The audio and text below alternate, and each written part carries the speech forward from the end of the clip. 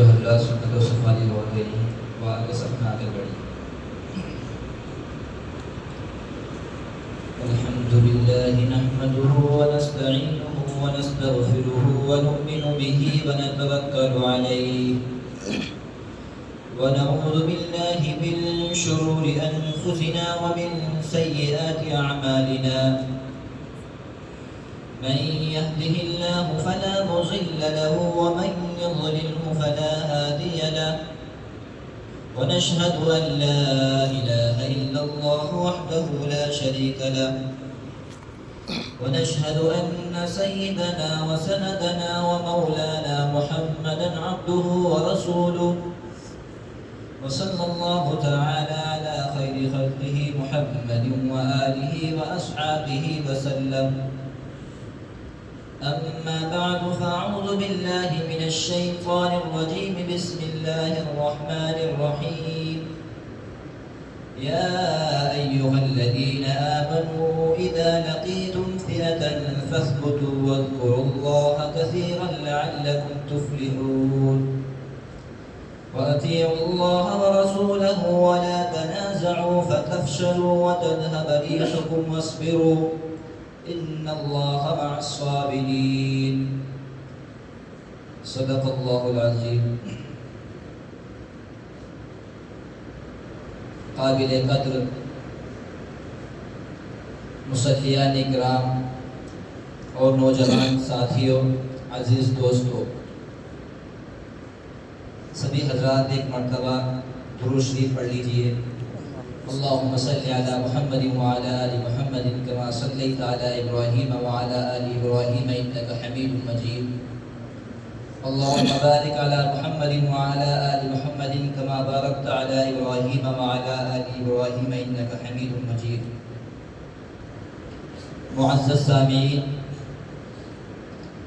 اللہ رب العزت کا ہم سب پر اپنا نہایت ہی احسان اور اکرام ہے کہ اللہ رب العزت نے ہم سب کو ایمان کی دولت سے مالا مال فرمایا.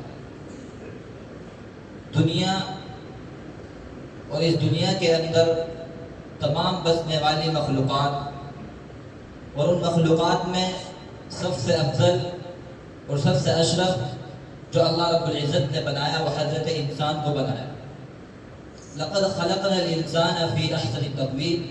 اللہ رب العزت قسم کھا کر کہتے ہیں کہ بلا تحقیق بلا شبہ ہم نے انسان کو بہت ہی اچھی شکل و صورت میں تخلیق فرمایا. آپ دیکھیے دنیا کے اندر مشاہدہ کیجیے، انسان کو جو شکل و صورت دی گئی ہے اس کے مشابہ کسی دوسری مخلوق کو ایسی شکل و صورت نہیں دی.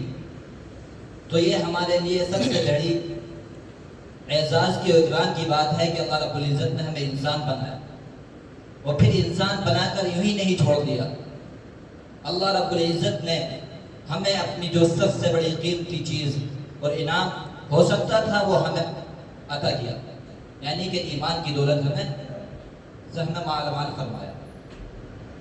آپ دیکھیے گا روز بروز ہم مشاہدہ کرتے ہیں جو دوسرے مذاہب کو ماننے والے ہیں، ایک نہیں دو نہیں تین نہیں بلکہ 1000 مذہبوں کو اختیار کرنے والے لوگ بھی آپ کو دنیا میں مل جائیں گے. لیکن اللہ رب العزت کا ہم سب پر جو سب سے بڑا انعام و اکرام ہے وہ یہ ہے کہ اللہ رب العزت نے ہمیں ایمان کی دولت سے مالا مال فرما دیا.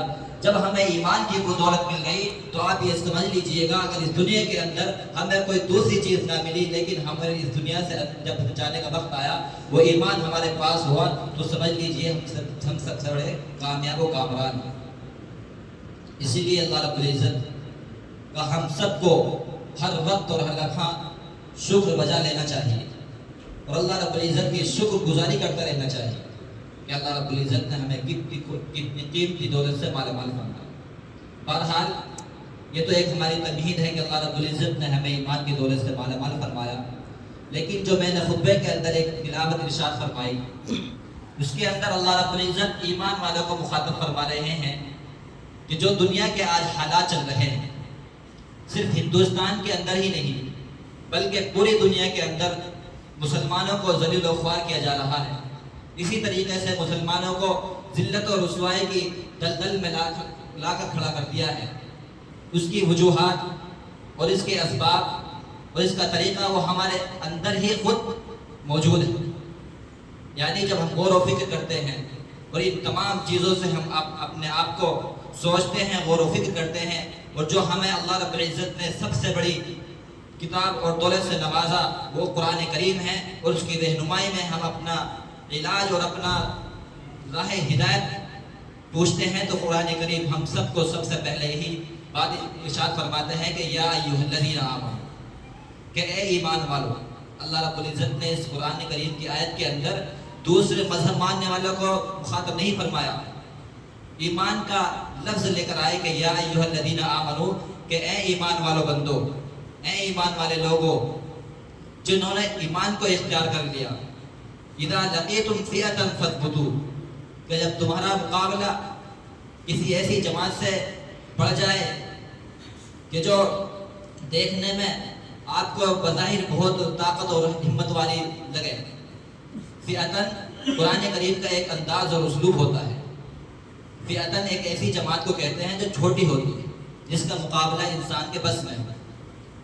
تو اللہ رب العزت ایمان والوں کو سامنے فرما رہے ہیں کہ یا ایھا الذین آمنوا اذا لقیتم فئۃ فاثبتوا، کہ اے ایمان والو جب تمہارے سامنے کوئی بھی کتنی بھی بڑی جماعت آ جائے، وہ مال و اسباب کے اعتبار سے یا کسی بھی اعتبار سے، اسلحہ کے اعتبار سے، ہتھیاروں کے اعتبار سے، کسی بھی اعتبار سے کتنی بھی بڑی بظاہر بہت اعلیٰ قسم کی ہو، لیکن جب تمہارے اس سے مدبھیڑ ہو جائے یا تمہارے سامنے آزمائش آ جائے، کسی بھی طرح سے حالات آ جائے، تو آپ کو کمزور نہیں بننا، بزدل نہیں ہونا، بلکہ وہ آپ کے سامنے ایک چھوٹی سی جماعت ہے.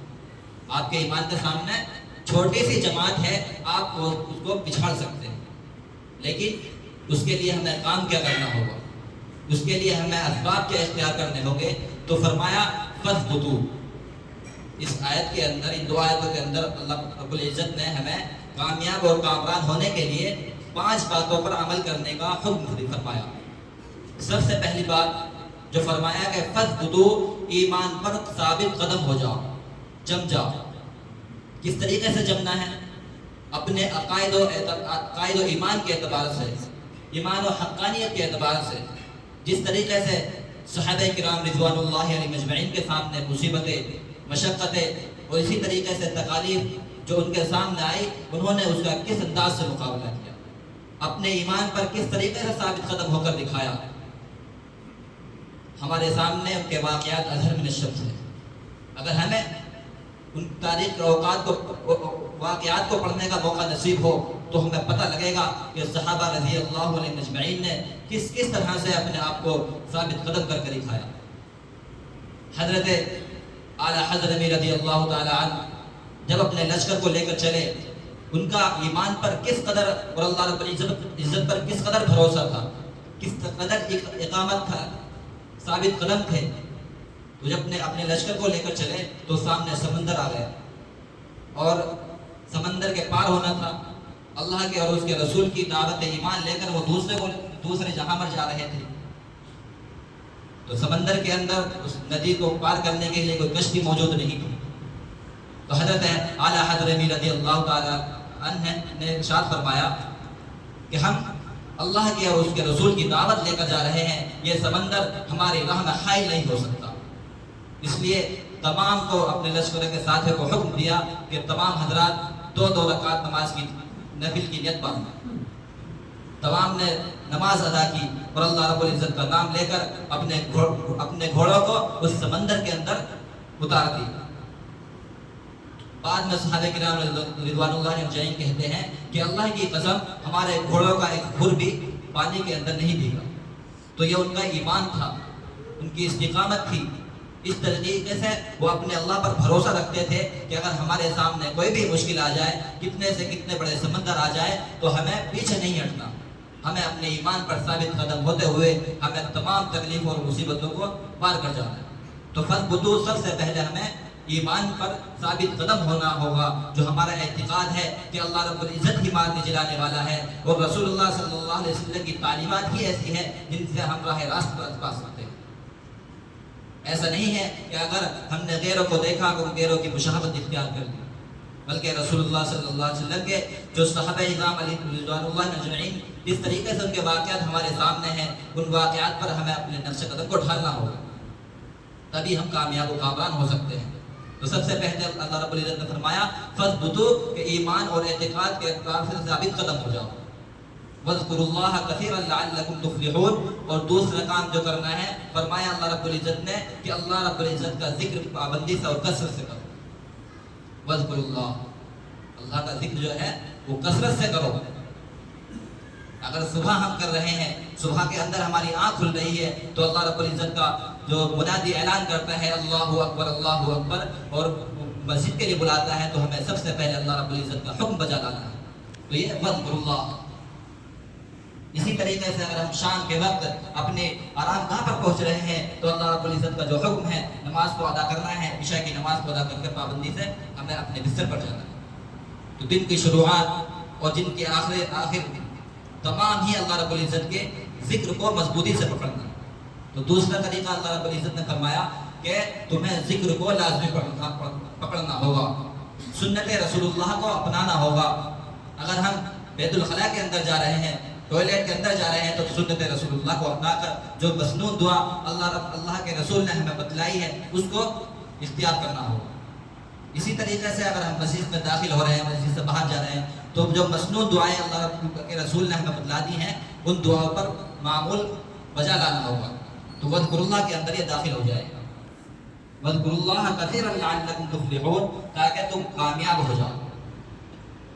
تو کامیابی جب ہم ان باتوں پر عمل کریں گے تو اللہ رب العزت ہمیں کامیابی کی طرف دھکیل دیں گے۔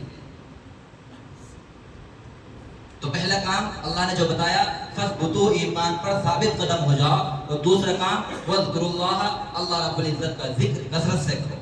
جس طریقے سے صحابہ رضوان اللہ علیہم اجمعین رات کے اندر عبادت کیا کرتے تھے، ان کے واقعات ہم سب سنتے بھی ہیں اور پڑھتے بھی ہیں، کس طریقے سے انہوں نے اللہ رب العزت کے سامنے راہ گزاری کی، دعاؤں میں اللہ رب العزت کو کیا کیا مانگا، کس طریقے سے مانگا۔ تو فرمایا اللہ رب العزت نے آگے وَأَطِيعُوا اللَّهَ وَرَسُولَهُ کہ جب تم یہ دو کام کر لو تو تم کامیابی کی طرف چل پڑو گے۔ اور تیسرا کام جو تمہیں سب سے پہلے کرنا ہے وہ ہے وَأَطِيعُوا اللَّهَ وَرَسُولَهُ کہ اللہ اور اس کے رسول کی اطاعت کو لازمی پکڑنا ہوگا۔ کتاب اللہ اور سنت رسول اللہ۔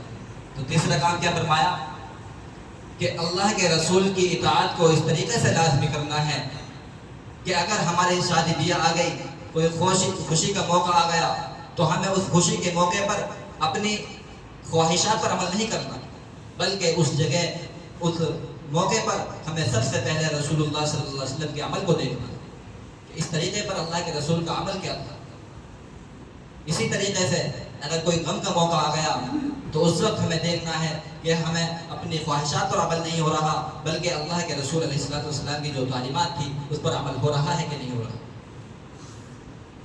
آج ہمارے جو حالات ہیں، آج جو ہمارا معاشرہ ہے، اس کے اندر ہم محبت رسول کا اور اللہ کی محبت کا دعویٰ تو کرتے ہیں، لیکن ہم اس دعوے سے خالی ہیں۔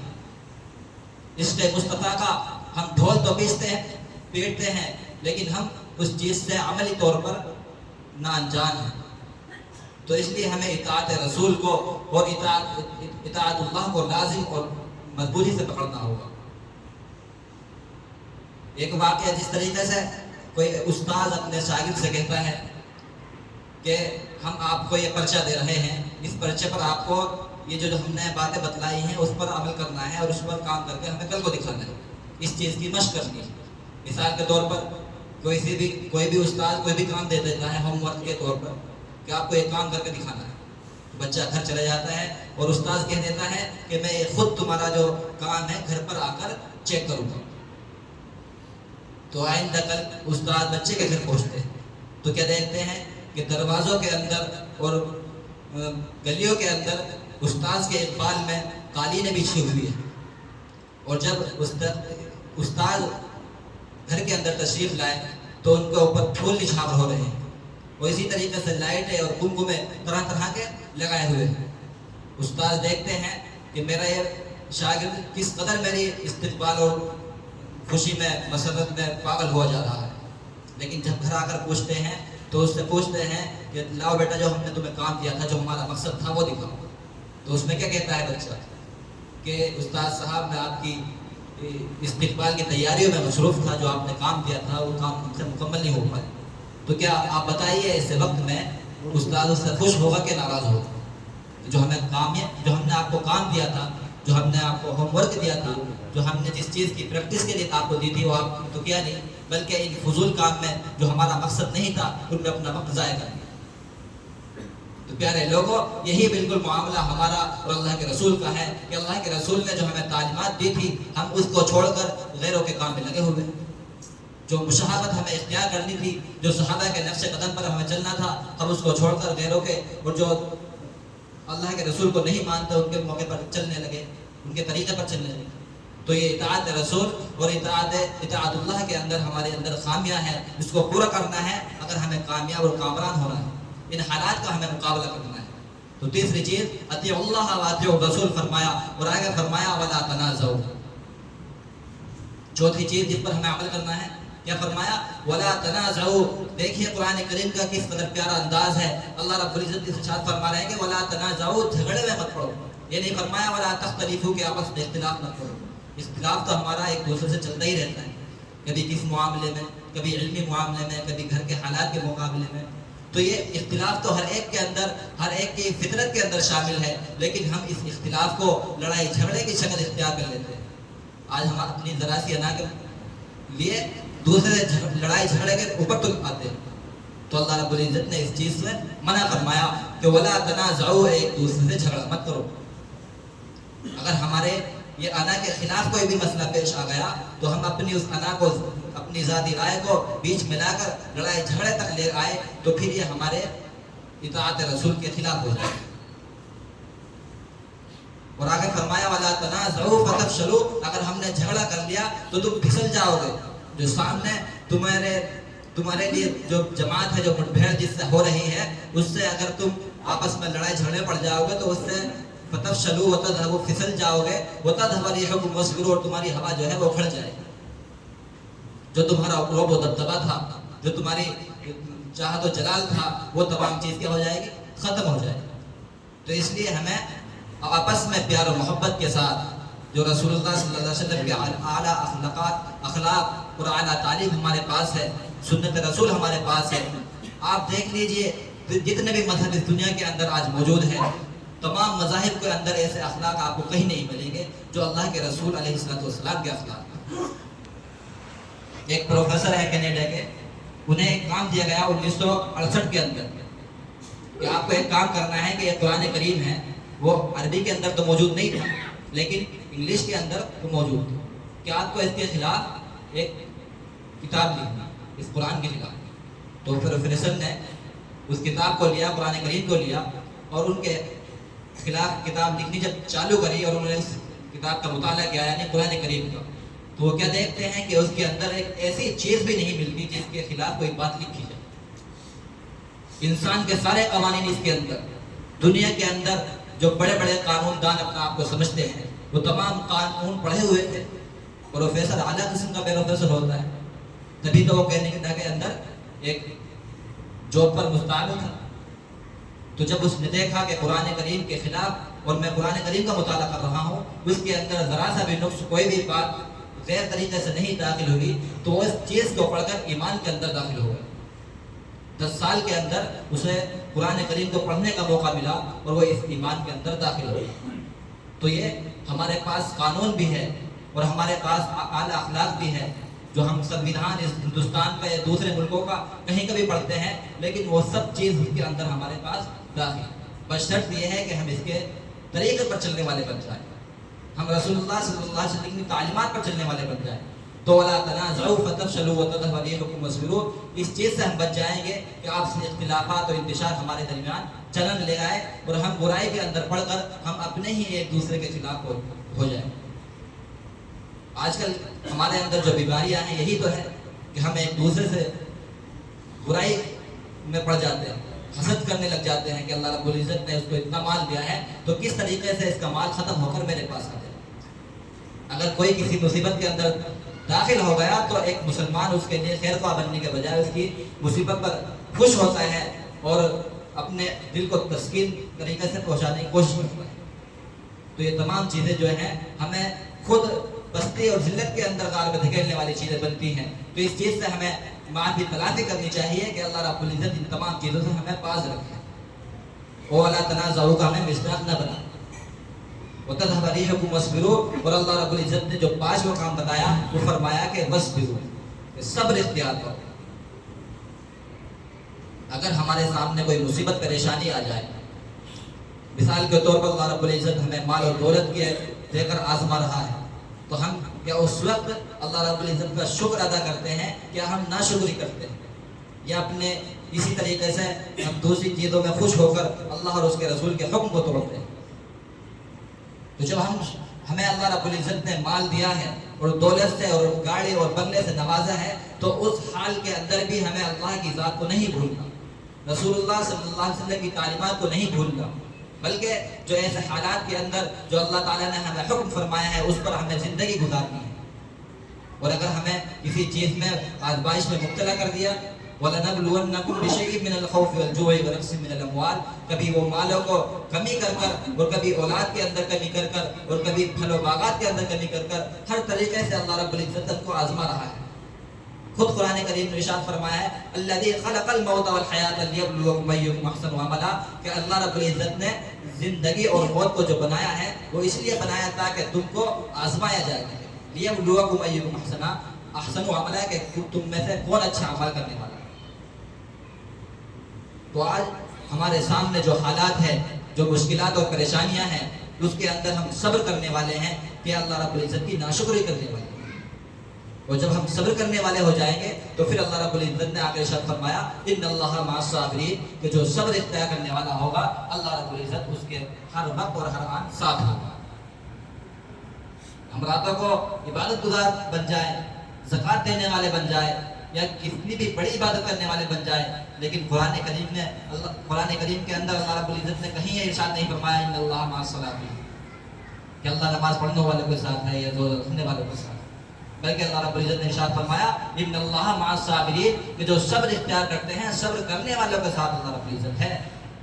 کوئی ہمیں گالی دے رہا ہے، کوئی ہماری غیبت اور چغل خولی کر رہا ہے، تو اس وقت ہمیں اپنے اندر جو کیفیت پیدا ہو رہی ہے اس پر ہم کنٹرول کر پا رہے ہیں کہ نہیں کر پا رہے ہیں؟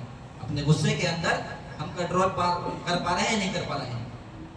غصے پر کنٹرول کر پا رہے ہیں اور اللہ رب العزت کے حکم کو سامنے رکھ کر اور رسول اللہ صلی اللہ علیہ وسلم کی تعلیمات کو سامنے رکھ کر اور تمام چیزوں کو سامنے رکھ کر اپنے اوپر کنٹرول کر لیا اور صبر اختیار کر لیا، تو پھر فرمایا ان اللہ مع الصابرین۔ دوسری آیت میں ارشاد فرمایا وبشر الصابرین، اور خوشخبری دے دو صبر کرنے والوں۔ تو یہ صبر کرنا اللہ رب العزت کے نزدیک بہت اعلیٰ اخلاق ہے، بہت اعلیٰ طریقہ ہے۔ تو اس لیے ہم سب کو چاہیے کہ جو ہمیں زندگی دی گئی ہے، یہ چند روزہ زندگی ہے، اور معلوم ہی نہیں کہ اس زندگی کے کتنے دن ہم سے گزر گئے اور کتنے دن باقی ہیں۔ جتنے دن گزر گئے اس پر معافی تلافی کرتے ہوئے اور آئندہ جو ہماری زندگی آنے والی ہے اس پر ہمیں عمل کس طریقے سے کرنا ہے، کس انداز سے کرنا ہے، اس پر ہمیں غور و فکر کرنا چاہیے۔ وہ جو رسول اللہ کی تعلیمات ہے اس پر عمل کرنا چاہیے، اطاعت رسول کو لازم اور دائمی طور سے پکڑنا چاہیے، تبھی ہم کامیاب اور کامران ہو سکتے ہیں۔ ورنہ ہمارے سامنے ذرا سی مصیبت آ گئی اور ہم ناشکری کرنے والے بن گئے تو اللہ رب العزت فرماتے ہیں کہ ہم ناکام و ناکامیاب ہو جائیں گے۔ تو اگر ہمیں کامیاب اور کامران ہونا ہے تو ہمیں اطاعت رسول کو لازمی طور سے پکڑنا ہوگا۔ دعا فرمائے کہ اللہ رب العزت ہم سب کو کہنے سننے کے مطابق کرنے کی توفیق عطا فرمائے، جو حضرات سنتوں سے رہ گئے ہیں وہ سنت ادا کر لیں۔ وآخر دعوانا الحمدللہ رب العالمین۔